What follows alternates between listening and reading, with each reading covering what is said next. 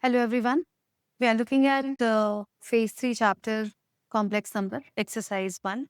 And we are at question number 14 here. So let's look at the question. The question is find center and radius of the circle formed by points represented by z is equal to x plus iy, and the relation is given to us.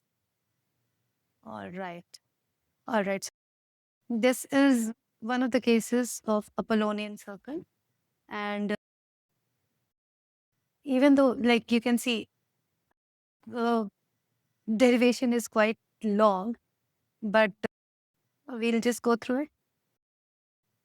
But more importantly, we have to understand this setup that z minus alpha and z minus beta mod is equal to k. And if k is not equal to 1, k is not equal to 1, because if k is equal to 1, then the locus of this complex number is going to be the perpendicular bisector of a line joining alpha and beta. But if it is not so, it is into dividing it into a constant ratio. What is the meaning of this? Z minus alpha mod is equal to k z minus beta, where alpha and beta are complex numbers, are like fixed complex numbers.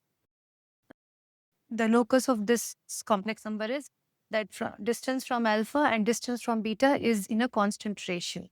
So this locus is going to be a circle, and the radii and the radius and the center of the circle, we should remember, because if we try finding it out every time, it is difficult. But if still a question is given to you, I think it is still better that you just replace x and y here and then compare it with the standard equation and we can find out. But for the sake of derivation here, you can see, you can just put the values here and then try to match it with x square, y square and everything else, and then try to rearrange. It's quite something. But yeah, a little bit of mistake is here. So this is the radius.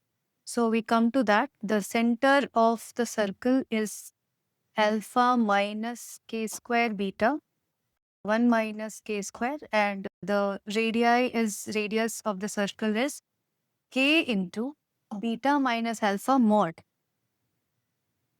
Beta minus alpha divided by 1 minus k square. So this is what we are going to finally get to. It will be really handy to remember it as a result. But in a question, we can also apply it directly. This is when you convert it into Cartesian and you find out. The another alternative method is, if we remember the equation of the circle in complex number form. So if you remember this, plus a z bar plus z a bar plus b is equal to 0.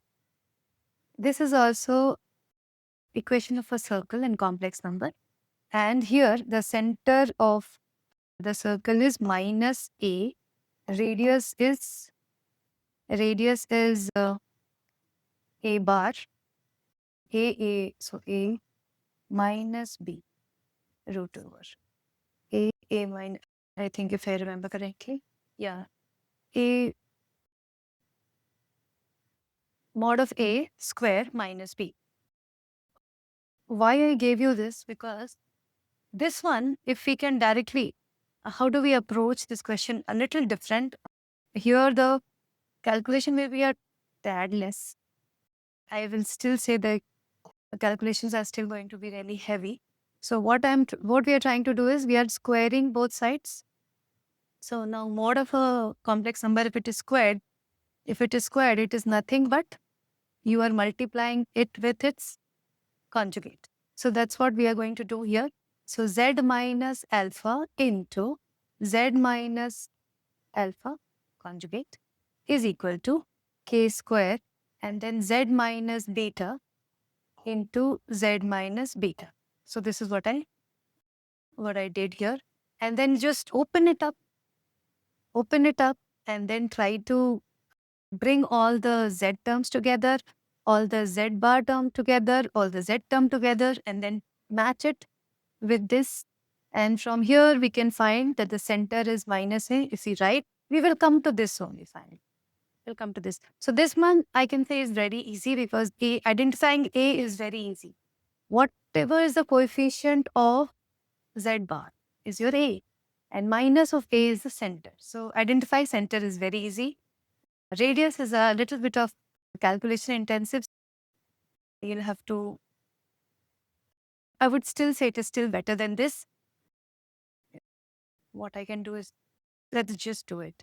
So Z minus alpha Z bar minus Z alpha bar plus LO square.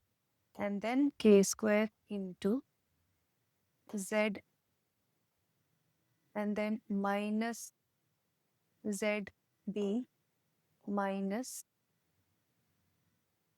BZ plus BB, so B mod square. After this, you club it, and then when you get the final term, you have to split it into factors, and then we come to this conclusion. So a good question to try. All right. Otherwise, you have this solution. That's all. Thank you.